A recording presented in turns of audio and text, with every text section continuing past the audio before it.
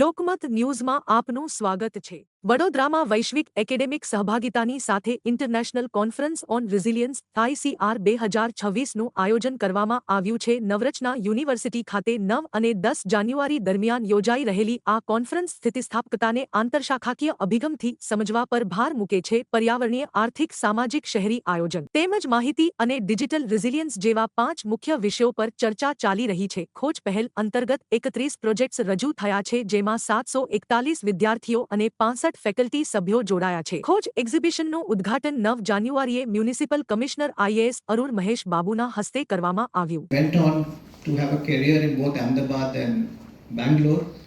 Presently, he is the director. And the world discussing the issues relating to one already working on issues that are.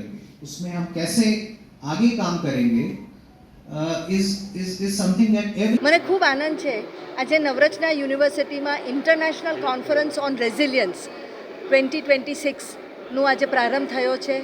10થી વધુ કન્ટ્રીઝમાંથી આપણી પાસે 175 એબ્સ્ટ્રેક્ટ્સ અને 340 papers આવ્યા છે।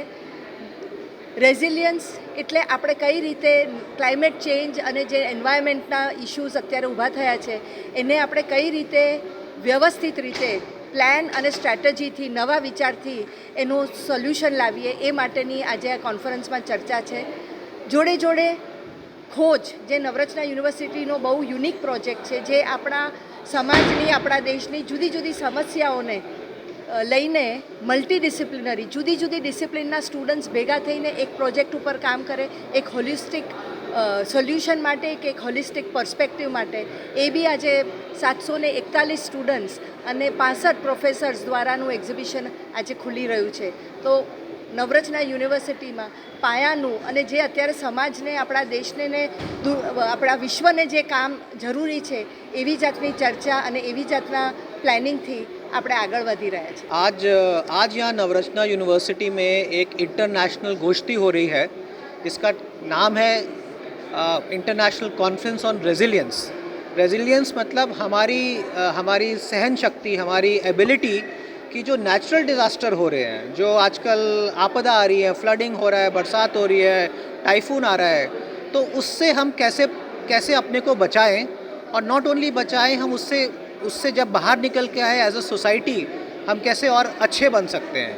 तो इसमें पूरे देश विदेश से अलग अलग एक्सपर्ट्स आए हैं, पूरी कंट्री से एक्सपर्ट्स आए हैं, जो अपने सिटी में उनने ये रेजिलियंस वाली प्रॉब्लम को एड्रेस करने के लिए क्या किया है वो यहाँ शेयर कर रहे हैं। जैसे हर जगह फ्लडिंग का प्रॉब्लम आ गया है, हर जगह गर्मी बढ़ रही है, फ्रांस में भी गर्मी बढ़ रही है, हर जगह सी लेवल राइज हो रहा है।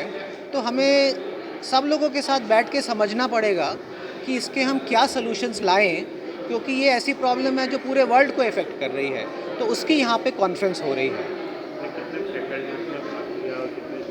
यहाँ पे ये कॉन्फ्रेंस में तो कम से कम 150-160 रजिस्टर्ड डेलीगेट्स हैं जो अपना काम दिखा रहे हैं, और इसमें कम से कम 10 अलग अलग कंट्रीज़ के डेलीगेट्स हैं, ऑनलाइन और ऑफलाइन यहाँ पे प्रेजेंट कर रहे हैं, और around 100 students are involve apart from faculty members.